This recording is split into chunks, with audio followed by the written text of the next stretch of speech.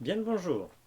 Suite de notre cours d'introduction à la chimie quantique, avec un objectif très important aujourd'hui, l'équation de Schrödinger pour l'hydrogène.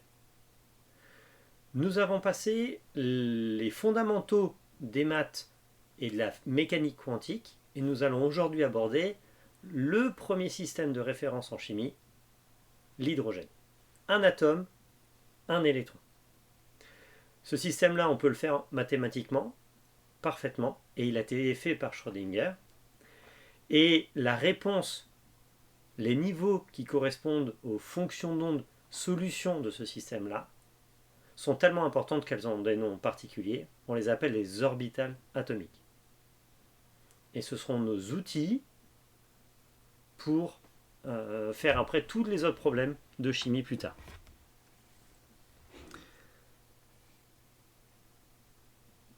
On passe sur un mode diaporama.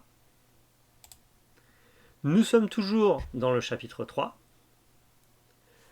Nous avons fini la partie puits infini 1, 2, 3 dimensions. Nous abordons donc le point 2 du chapitre 3, l'atome d'hydrogène. Et effectivement, le premier qui l'a traité historiquement, c'est Schrödinger. Vous avez pu voir que nous n'allons pas refaire le développement mathématique, c'est beaucoup trop long. Ça dépasse aussi le niveau en mathématiques de la plupart d'entre vous. Et ça n'en vaut pas la chandelle, l'effort. Par contre, nous allons rediscuter des différentes étapes de la résolution de ce problème pour comprendre d'où viennent les réponses. L'atome d'hydrogène. L'atome d'hydrogène, c'est la case en haut à gauche dans le tableau périodique des éléments chimiques. C'est-à-dire qu'il y a un seul proton. Parfois, il y a un neutron, et dans ce cas-là, on va parler du deutérium, mais l'isotope le plus stable et le plus courant, c'est un seul proton dans le noyau et un électron qui contrebalance la charge électrique. Donc là, on a un atome d'hydrogène neutre. C'est l'atome le plus léger. Donc on va commencer par quand même le système atomique le plus simple. L'équation de Schrödinger, ça s'écrit toujours H psi est égal à E psi. Mais jusque-là, nous avions utilisé un système de coordonnées x, y, z, et ce n'est pas le plus pertinent. Dans la boîte de potentiel, il n'y a pas d'interaction entre l'électron et la boîte. Or là, la stabilité d'un atome repose justement sur l'interaction entre un électron et un noyau. Donc il va y avoir une interaction électrostatique.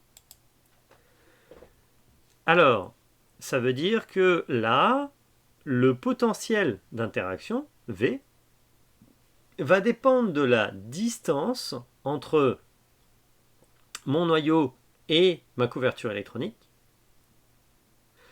Donc là, c'est l'écriture classique, c'est-à-dire que normalement, on a Q1 fois Q2. Q1, c'est la charge du noyau, donc on a ZE. Pour l'hydrogène, le numéro atomique Z est égal à 1, c'est le nombre de protons. Donc c'est 1 fois E, ça veut dire E. Et pour l'électron, c'est toujours moins E. À chaque électron correspond une charge moins E. Ce qui veut dire que là, le potentiel, c'est moins E au carré sur 4pi epsilon 0 divisé par la distance. La distance qui ne sera donc pas le long d'un axe X, Y ou Z, mais plutôt centrée autour d'un atome qui est au centre du système de coordonnées, qui là sera sphérique.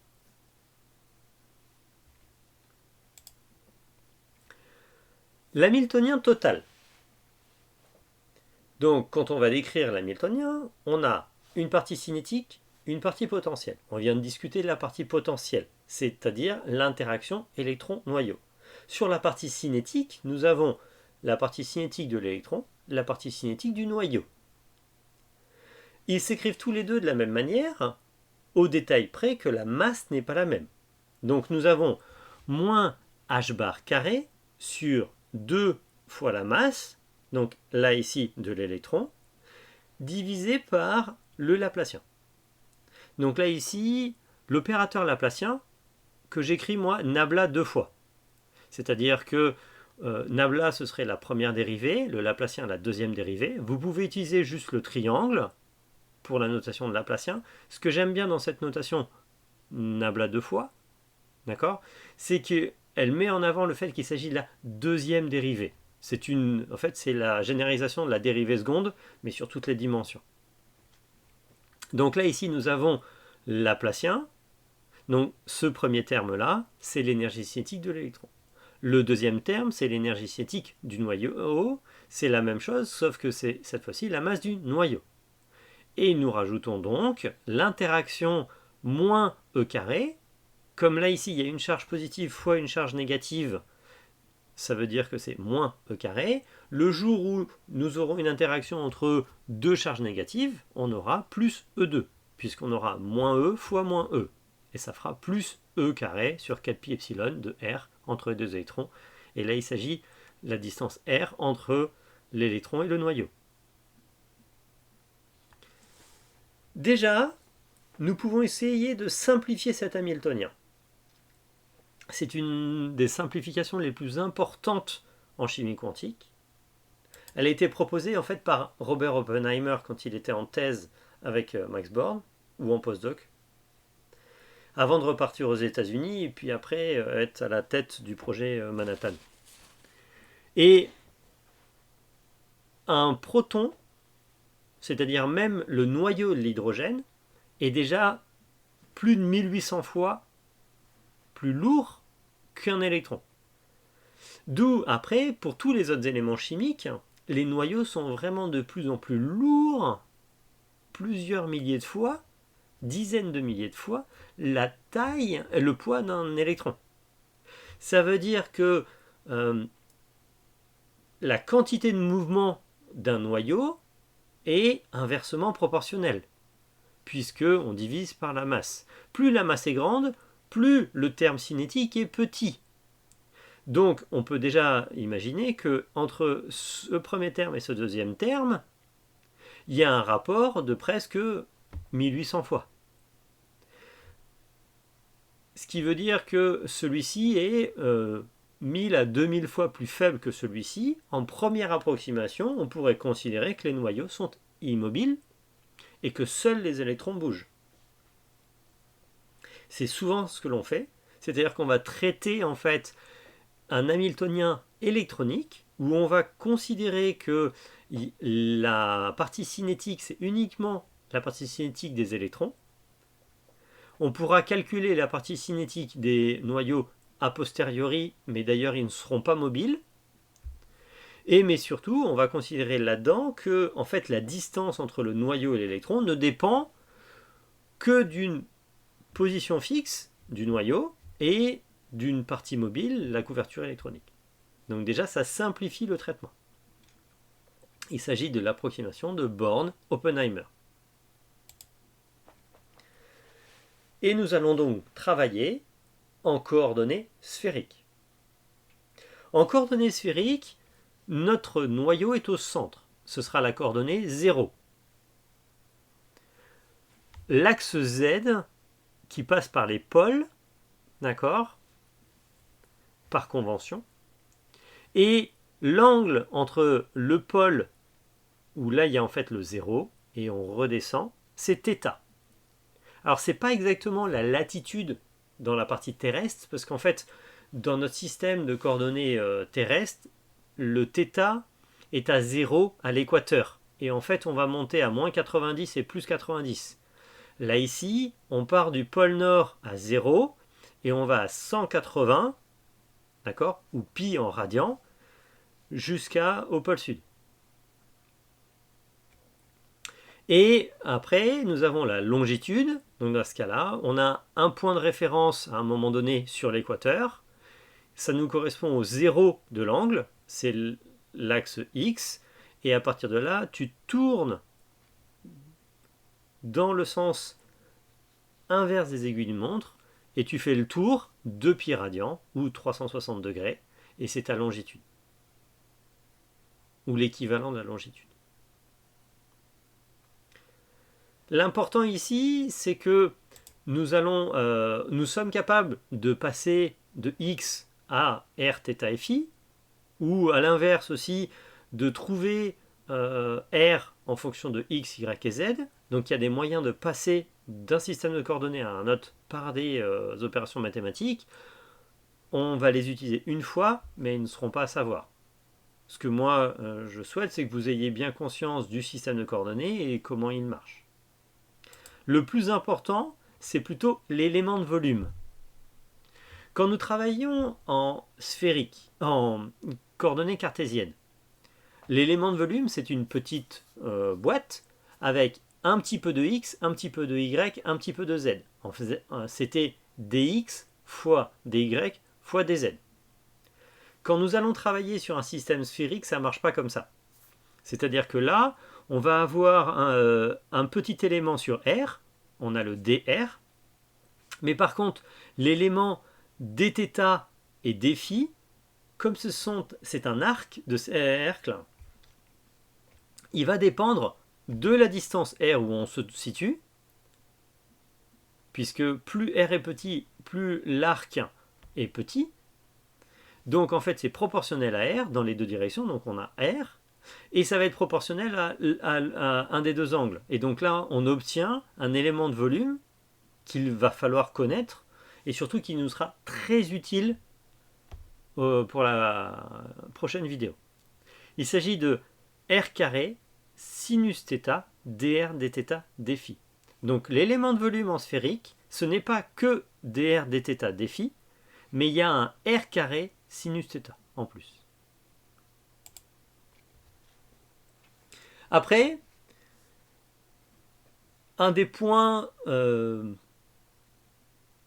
complexité de cette équation de Schrödinger, ce n'est pas le potentiel sphérique, c'est que comme on est en système sphérique, le Laplacien n'est pas la somme des simples dérivées partielles. Nous avons bien d sur dr2, mais fois r carré. Nous avons dθ, d2 sur dφ2, mais la partie phi est multipliée à un terme en θ, et l'ensemble de cette partie-là, donc phi et θ compris, est multiplié par R2. Donc ici, les variables ne sont pas clairement séparées et indépendantes. On voit que phi est forcément relié à θ et R. Donc il va y avoir un impact sur les nombres quantiques qui seront liés les uns entre eux. Ce que l'on fait, c'est que l'on va écrire toute la partie θ et phi d'un côté, c'est-à-dire que cette partie-là, on va l'appeler L2. Ça veut dire qu'on va créer un opérateur à l'intérieur de l'opérateur du Laplacien. Et pour faire ressortir uniquement ce qui est en R. Et on va d'abord résoudre la partie angulaire. Les solutions seront, comme il s'agit d'un système, d'une équation en valeur propre, ce seront après des nombres entiers, par exemple, mais qui ne dépendent plus de θ et phi, et donc à la fin, cette équation sera uniquement radiale.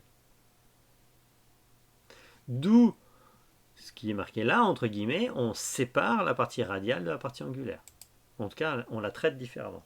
On va commencer par traiter la toute première partie, c'est-à-dire d2 sur dφ2. Cette partie-là, on va l'incorporer ici dans la solution, d'où après on n'aura plus que dans L2 quelque chose qui dépend de θ. Et une fois que nous avons obtenu cette solution de L2, nous pouvons la réincorporer ici pour traiter la partie en R. Quand le problème est trop complexe, scientifiquement, et même dans la vie de tous les jours, quand vous êtes confronté à un problème complexe, il faut l'aborder morceau par morceau. Il faut être capable, si c'est possible, de découper la difficulté. Comme dirait Dexter, ou là ici j'ai dit Joseph Ignace Guillotin, ce qui n'est pas vrai, il n'a jamais dit ça comme ça. Mais l'approche de M. Guillotin, quand il a proposé la guillotine, c'était, il y avait un problème de salubrité, et il a proposé un moyen pour disons, tuer de façon plus rapide, plus efficace qu'avec un bourreau, et ça pouvait être, surtout au bout d'un moment, s'il y avait plusieurs exécutions à faire, il y a eu des ratés, et ça c'était vraiment pas très cool. Donc en fait, il a aussi pensé aux condamnés, et malheureusement, on va dire, c'est son nom maintenant fait froid dans le dos, c'était juste de l'ingénierie. Mais au-delà de ça, au-delà de cet humour un peu noir, et clairement, vous voyez ici que l'équation de Schrödinger ne s'aborde pas direct. Nous allons traiter partie par partie et commencer par le plus facile pour terminer par le plus compliqué. La vidéo juste avant, on discutait un peu de questions et c'est très important quand vous allez faire un examen ou un concours ou quand vous êtes confronté à un problème de tous les jours, d'essayer d'optimiser votre façon d'aborder le problème et de le faire dès le début, pas de foncer tête baissée.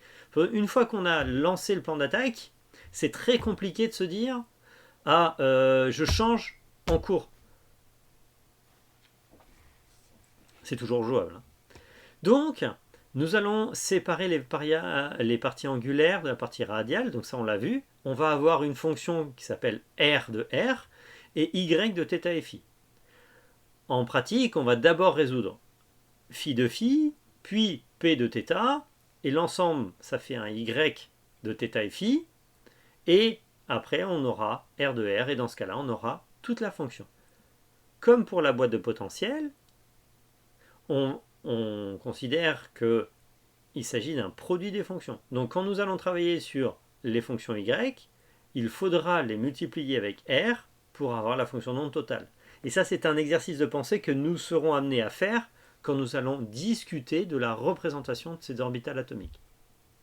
Bon, il s'avère que Schrödinger a remarqué que la partie Y existait déjà. Elle avait été traitée dans ce qu'on appelle la littérature. Donc en sciences, la littérature, c'est le corpus de publications scientifiques. Et donc en gros, ça avait été déjà traité au 18e, si je ne m'abuse, 17-18e siècle en partie, et 19e siècle. Et il s'agit des exemples du rotateur rigide, entre autres, et donc des problèmes de type de moment cinétique. Et donc l'opérateur L existait déjà au moment cinétique. Et on appelle ça d'ailleurs le moment cinétique selon l'axe Z. Alors pourquoi on traite Z? C'est celui qui correspond en fait à θ est égal à 0. Et selon L2, c'est-à-dire la norme au carré du moment cinétique total. On va obtenir deux nombres quantiques. Pour chaque coordonnée, on aura un nombre quantique. Le nombre quantique qui correspond à l'opérateur cinétique selon Z, c'est M. Et il dépend de L. D'où après, on en reviendra dessus à la fin de la vidéo, il existe un lien entre M et L. Ils ne pourront pas prendre des valeurs totalement indépendantes. Enfin, même, elles sont liées. C'est-à-dire que M peut prendre un certain nombre de valeurs en fonction de la valeur de L. L, c'est le nombre quantique qui correspond à la partie du moment cinétique au carré. D'accord? Les fonctions Y sont appelées des harmoniques sphériques. Au passage, elles sont liées à des polynômes de Legendre. Et donc, L et M correspondent aux nombres quantiques obtenus lors de la résolution de la partie angulaire. On reviendra dessus parce que ce qui m'intéresse notamment, c'est que ça nous permettra de mieux se souvenir, de mieux apprendre la signification, 1, des valeurs de ces nombres quantiques, et 2, leur signification physique. À quoi cette valeur-là, qu'est-ce qu'elle représente physiquement? Et ça, c'est ce qui est de plus important en fait. Voici l'écriture des harmoniques sphériques. Le but n'est pas d'apprendre ces expressions par cœur, mais d'être capable de les relire sans partir en courant. Nous voyons que la toute première, L est égale à 0 et M est égal à 0, est la plus simple. c'est juste racine de 1 sur 4pi. On voit ici un coefficient de normalisation. Et ça ne dépend ni de θ ni de phi. Or, cette harmonique sphérique, c'est elle qui va donner la forme de l'orbitale atomique. Ici, elle ne dépend ni de θ ni de phi, ça veut dire que dans toutes les directions, c'est une constante, c'est une sphère. Cette harmonique sphérique est très importante. Et là, clairement, elle a son nom. Ça, c'est une sphère. À partir de là, quand L est égal à 1, nous avons des valeurs de M qui sont soit 0, 1 ou moins 1. Ça veut dire M, M-1, jusqu'à 0, puis encore on descend jusqu'à moins M. Là ici, comme L est égal à 1, nous n'avons que 3 possibilités. Mais ici, nous avons 3 harmoniques sphériques pour la même valeur de L, avec toujours un coefficient de normalisation, c'est-à-dire que cette harmonique sphérique intégrée sur tout l'espace a une aire de 1 au carré. D'accord? C'est-à-dire que quand on intègre cette harmonique au carré sur tout l'espace, cela nous donne une valeur de 1. D'où, dans les coefficients de normalisation, on retrouve souvent le racine. Si vous vous souvenez, quand on avait imposé la condition de normalisation dans la boîte, nous avions obtenu un b est égal à racine de 2 sur a, et ce racine vient du fait que c'est b au carré qui était égal, qui permettait après la fonction d'onde au carré qui était égale à 1. Et donc là, pour L est égal à 1, nous avons une partie en θ, soit cosinus, soit sinus. Et pour 1 et moins 1, nous avons aussi une exponentielle en phi. I exponentielle phi, ou exponentielle moins I phi. Quand on passe à L est égal à 2, nous avons 5 possibilités. 2, 1, 0, moins 1, moins 2. De moins L à plus L. Toujours en nombre entier. Nous retrouvons un coefficient de normalisation. Nous retrouvons ici une partie en θ qui devient de plus en plus compliquée. En fait, nous avons ici un polynôme d'ordre 2. Là ici, d'ordre 1 et là d'ordre 0. Ça veut dire qu'ici, on peut imaginer que pour L est égal à 3, on aura des cosinus cubes, ou alors des sinus cosinus carrés, ou alors des cosinus sinus carrés, d'accord? Ce qui nous fait un ordre, grosso modo, de 2 ou 3. 2 étant la valeur de L. Et nous avons aussi, sauf pour quand M est égal à 0, un terme qui dépend de phi.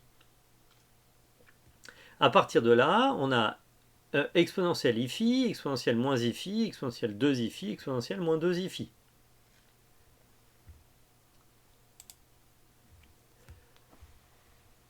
Je vous ai déjà dit qu'en chimie, on a tendance à s'affranchir des formes complexes.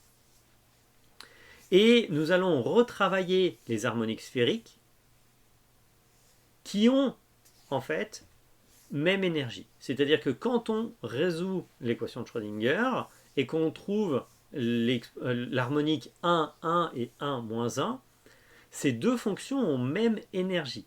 Et on utilise dès lors la propriété des fonctions d'onde dégénérées, la capacité de faire une combinaison linéaire qui, elle, est elle-même solution. C'est-à-dire si nous avons deux solutions qui ont la même énergie, toute combinaison de ces deux solutions aura aussi la même énergie. Ce qui nous permet au passage de générer une infinité de solutions, donc il faut faire attention. C'est-à-dire que si on part de deux solutions dégénérées, à la fin nous ne voulons que deux autres solutions tout autant dégénérées. Ce que nous allons faire, ce sont des combinaisons linéaires, c'est-à-dire à base de plus et de moins. Les combinaisons non linéaires, c'est des combinaisons à base de multiplication ou de division. À partir de là, nous allons faire la fonction y1, 1, y1 moins 1 avec un plus ou un moins.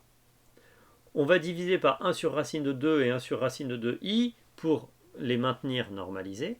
Et ça nous donne cette fois-ci des fonctions qui sont racine de 3/4 de sinus θ cosinus phi ou sinus phi cosinus ou sinus θ sinus phi.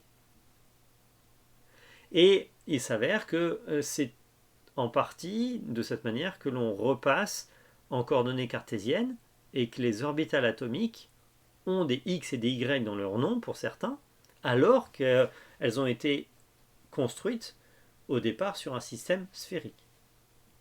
Et effectivement, la combinaison plus, elle est selon l'axe X, et la combinaison moins selon l'axe Y. Pour L est égal à 2, c'est pareil. Hormis la combinaison où M est égal à 0, nous allons retravailler les 1 moins 1, les 2 moins 2, qui ont des formes très similaires, et par combinaison linéaire, nous allons obtenir 4 orbitales atomiques réelles, qui n'auront plus de parties complexes. Je vous représente maintenant, et nous allons un peu travailler sur la représentation de ces solutions. Et donc, la partie harmonique sphérique, mais en version réelle, c'est-à-dire non pas que cette fonction d'onde est réelle, mesurable expérimentalement, c'est que cette fonction n'a plus de complexe. Nous avons la fonction S sphérique. Nous avons les fonctions L est égal à 1 qui sont les orbitales P, qui sont selon Z, X et Y. D'accord? Ou YX, peu importe.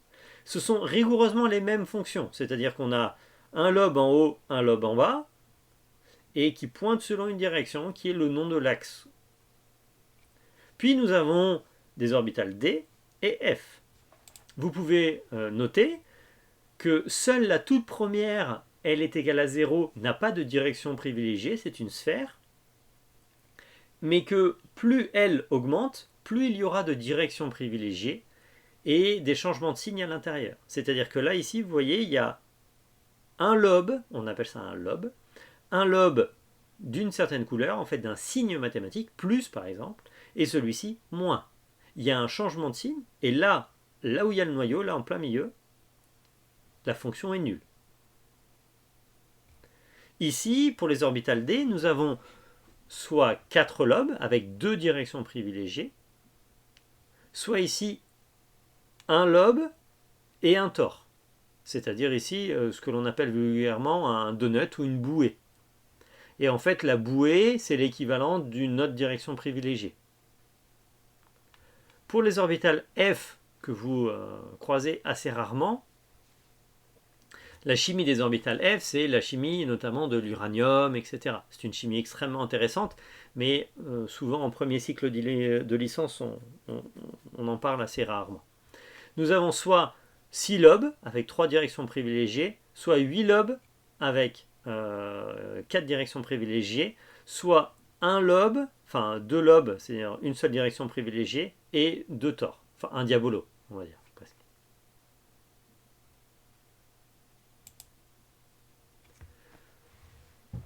Très bien.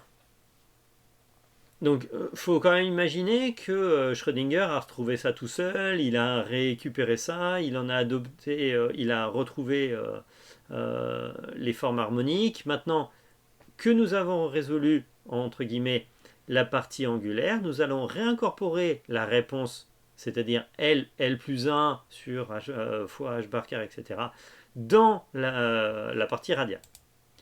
Donc ici, nous avons H carré fois L plus 1 divisé par 2m E de R2. En fait, j'ai réécrit, j'ai divisé par là.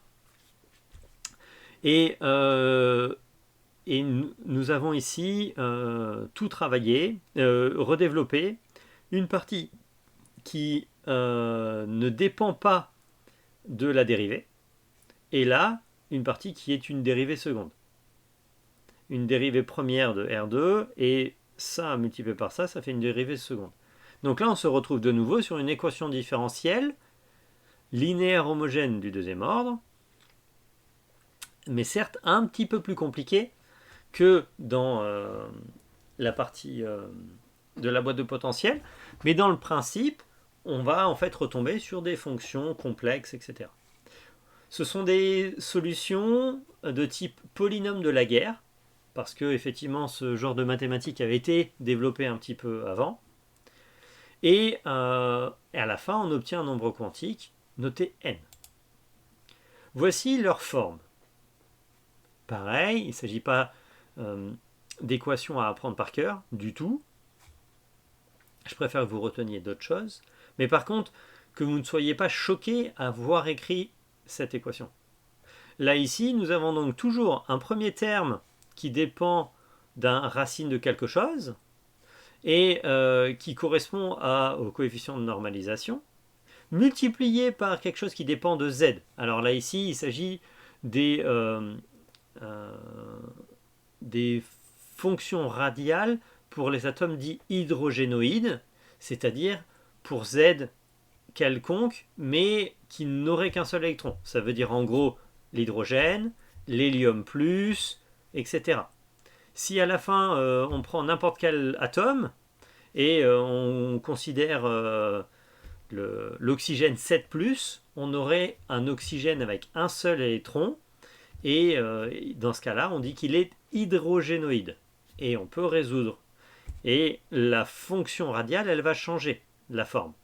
1, elle sera multipliée par le z puissance 3,5, et son exponentiel sera différent. Nous traiterons de l'adaptation des orbitales atomiques pour les systèmes autres que l'hydrogène un peu plus tard, au début du chapitre 4. Là ici, donc on a une partie qui est coefficient de normalisation. Pour nous, z est égal à 1.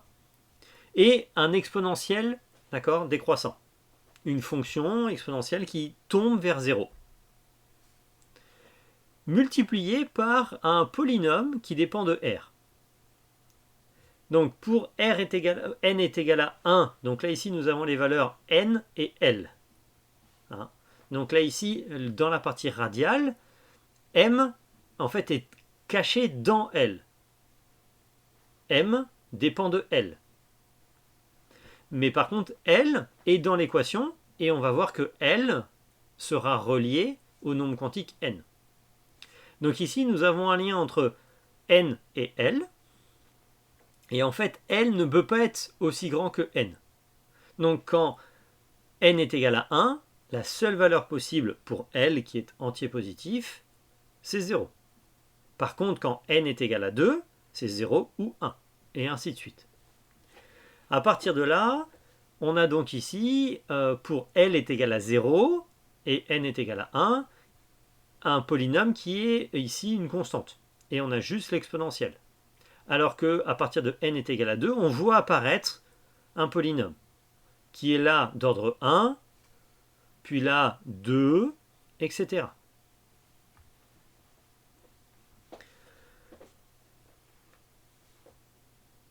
Et par contre, on aura toujours un exponentiel moins z de quelque chose, avec une pente qui n'est pas toujours la même. Vous voyez que là c'est z sur a0, là c'est z sur 2a0, là c'est z sur 3a0. C'est-à-dire que la pente de l'exponentielle ne sera pas la même.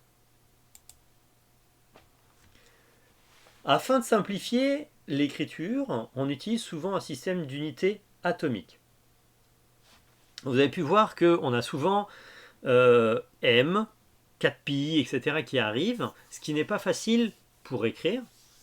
Et en plus, ces valeurs-là, comme par exemple, ici c'est la permittivité du vide, 4pi epsilon 0, c'est 1,1127 10 puissance moins 10 coulombs au carré par joule par mètre.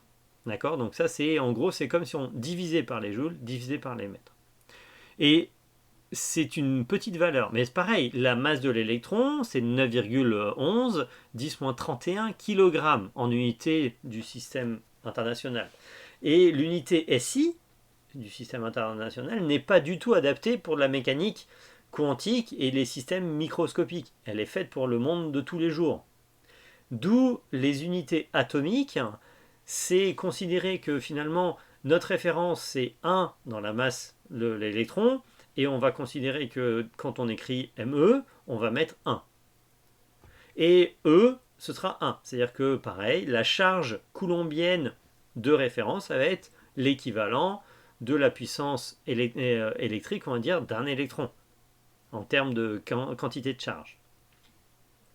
H bar, qui est en fait la référence de l'impulsion, sera 1,05 10-34 joules seconde. Dès lors, A0, qui est la distance du rayon de l'atome de Bohr, que on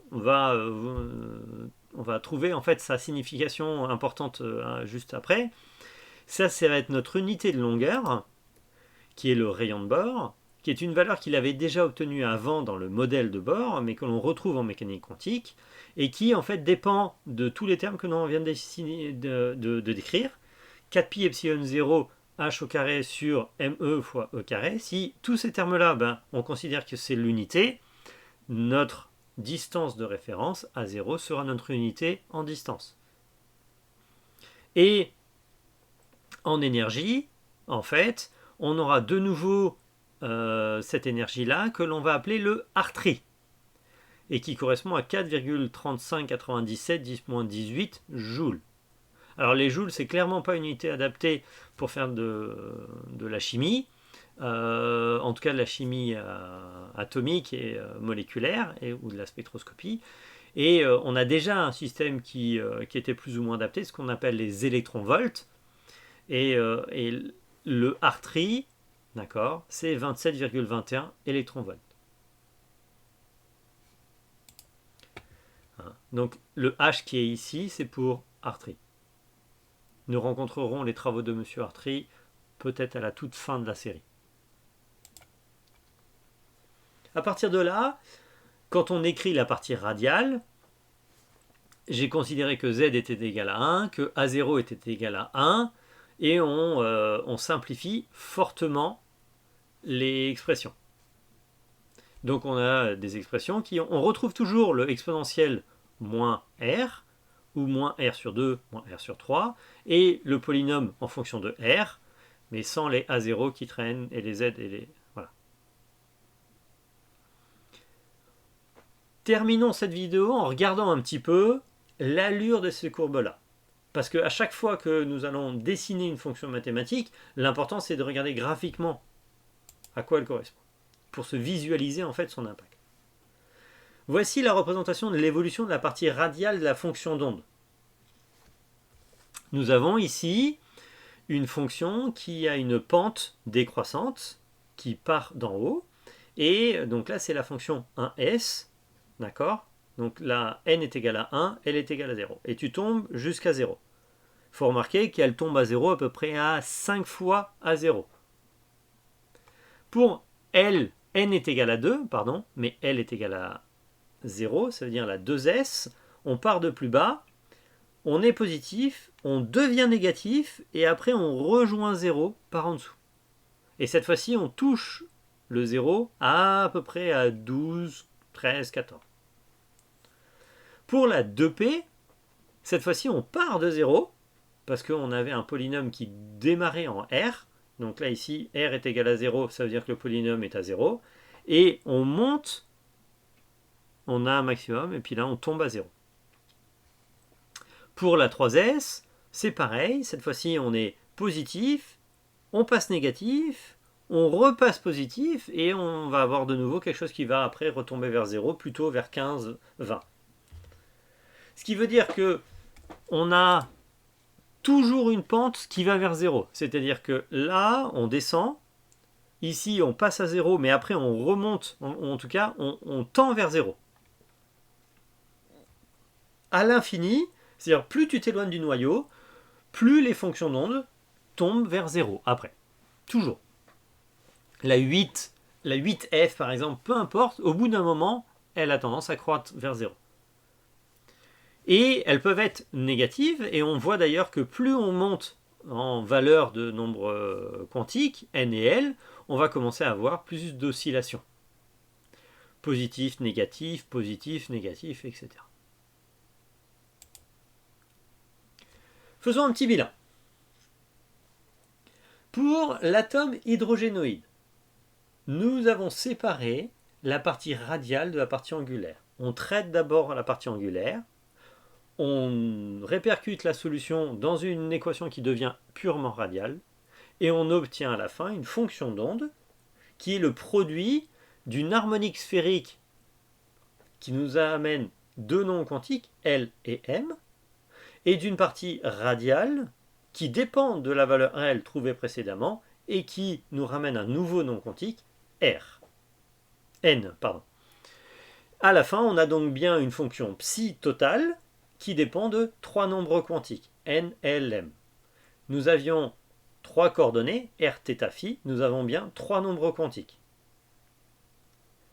Pour l'atome hydrogénoïde, la solution de la fonction d'onde, en fait, ne dépend, elle, que d'un nombre quantique, N. Elle ne dépend que de N. C'est-à-dire que quand il y a un seul électron, les orbitales 2s et 2p ont même énergie. Nous verrons que ce ne sera pas le cas dans les systèmes où il y a plus qu'un électron. Mais là, pour un hydrogène, les 2s et les 2p ont même énergie. Les 3s, les 3p et les 3d ont même énergie.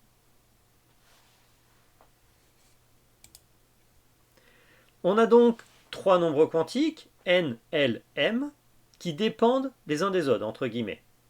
N est entier positif. D'accord? Donc, il n'y a pas jusqu'à l'infini. Au passage, dans le tableau périodique, au-delà de n est égal à 7 ou 8, il n'y a pas. Mais théoriquement, tu peux. On peut imaginer des fonctions avec n est égal à 12, 42, etc. L va de 0 à n-1. C'est-à-dire que si n est égal à 1, L ne peut être que égal à 0. Si n est égal à 2, L est égal à 0 ou 1. Et en fonction de la valeur de L, M peut prendre les valeurs moins L, 0, plus L, etc. C'est-à-dire pour L est égal à 2, ça nous fait moins 2, moins 1, 0, 1, plus 2. Donc il y a 2L plus une valeur. Ce qui est intéressant, c'est que N, on l'a obtenu en faisant la résolution radiale. Et N, en fait, va traduire la distance moyenne au noyau. On l'appelle le nombre quantique principal. Plus N augmente, plus ton électron est en moyenne loin du noyau. Le deuxième, L, est le nombre quantique secondaire ou azimutal.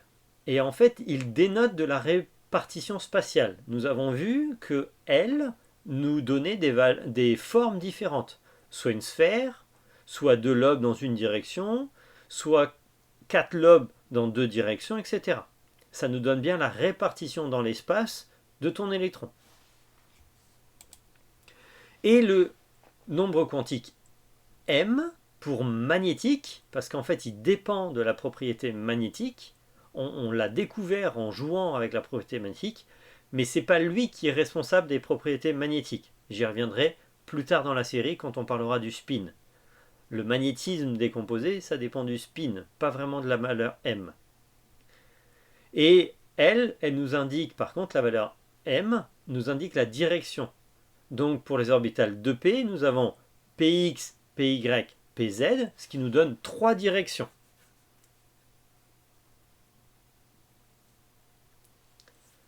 Bien. Prochain épisode, nous travaillerons sur et alors, qu'est-ce que je fais du modèle de Bohr maintenant? C'est-à-dire que nous avons vu la résolution de l'équation de Schrödinger, nous avons vu les harmoniques sphériques, nous avons vu les formes des solutions radiales, mais nous n'avons pas vraiment discuté des fonctions d'onde totales, et de la densité électronique, et de la comparaison avec le modèle de Bohr. Et ce sera l'objectif de la prochaine vidéo. Je vous remercie d'être arrivé jusque-là. N'hésitez pas à mettre un pouce si vous avez apprécié la vidéo, à commenter pour poser des questions, etc. Et je vous vois au prochain épisode.